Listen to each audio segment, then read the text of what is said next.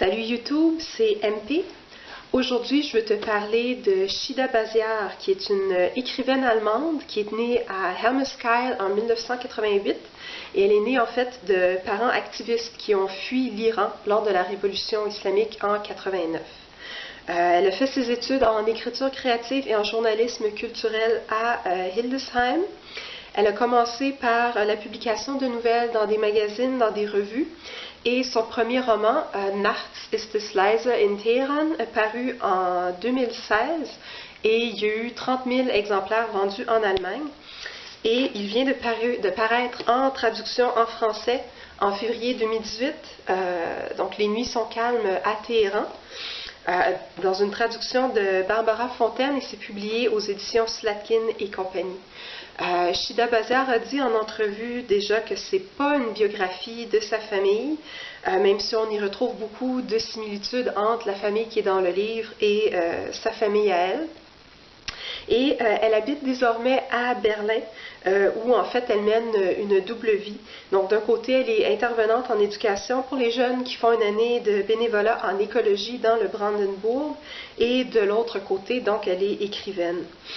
Donc ce premier roman, comme je disais, c'est un roman choral qui donne en fait la parole à 5 membres de la famille. Donc les 4 premiers membres, on voit en fait c'est le père, la mère, la fille et le fils, donc ils nous parlent à 10 ans d'intervalle.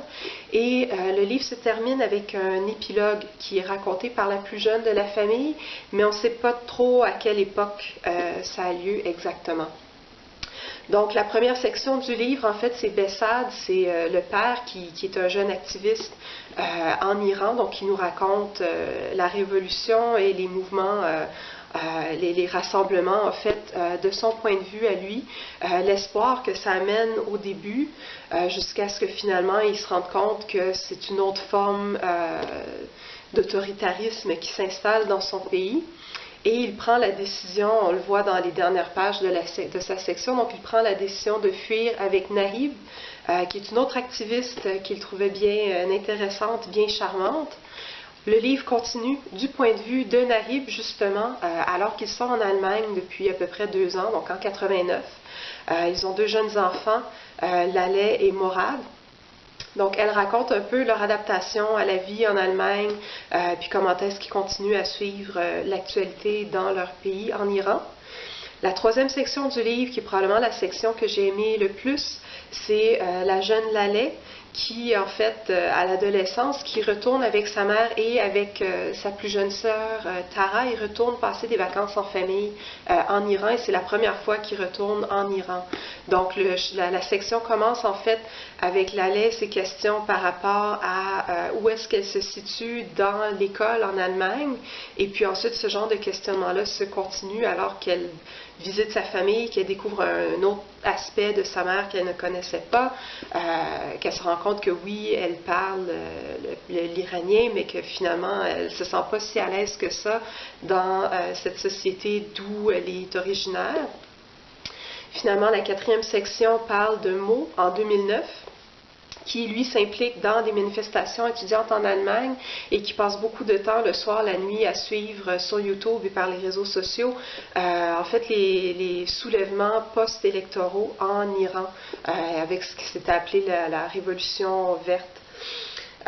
L'épilogue concerne donc Tara, la plus jeune de la famille.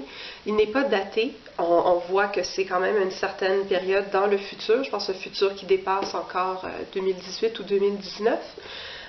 Donc c'est quelques pages qui racontent en fait une issue possible, un futur possible pour la famille et aussi pour la société en Iran. En plus de l'histoire, dans le livre, on y trouve à la fin une chronologie des événements, donc à partir de 1941 jusqu'à 2009, donc ce qui m'a aidé moi à me mettre en contexte parce que c'est pas un pays dont je connais beaucoup l'histoire. Et ce que j'ai beaucoup aimé aussi, un glossaire, en fait, qui va expliquer soit qui sont certaines des personnalités politiques qui sont nommées dans le livre, soit décrire des plats traditionnels iraniens qui sont mentionnés, ou encore des termes comme daye, qui veut dire mère en kurde, ou encore des termes affectueux pour les membres de la famille. Donc, c'est une lecture que j'ai beaucoup aimée, que j'ai faite, en fait, dès que le livre a paru, je me suis procuré pour le travail. En fait, on est en train de travailler à organiser des événements à Montréal et à Ottawa avec Shida Baziar, donc qui va être en visite en mai à Montréal et à Ottawa. Je rajouterai les liens vers les événements dans la description du vidéo dès qu'ils seront en ligne. J'ai bien hâte de la rencontrer en personne. Je trouve que c'est un premier roman qui est très prometteur, qui annonce d'autres histoires que je l'espère vont être intéressantes. J'ai beaucoup aimé son style d'écriture, que j'ai trouvé plutôt accessible, plutôt simple à lire. Je ne peux pas comparer avec la traduction en allemand, parce que bon, je l'ai lu en français par commodité. Et donc, c'est un livre que je vous recommande si vous voulez découvrir un peu une autre société et lire en fait un livre qui traite de l'exil et encore une fois de l'identité de personnes qui se trouvent à cheval entre deux sociétés. Sur ce, je vous dis à plus, merci d'avoir écouté et à la prochaine!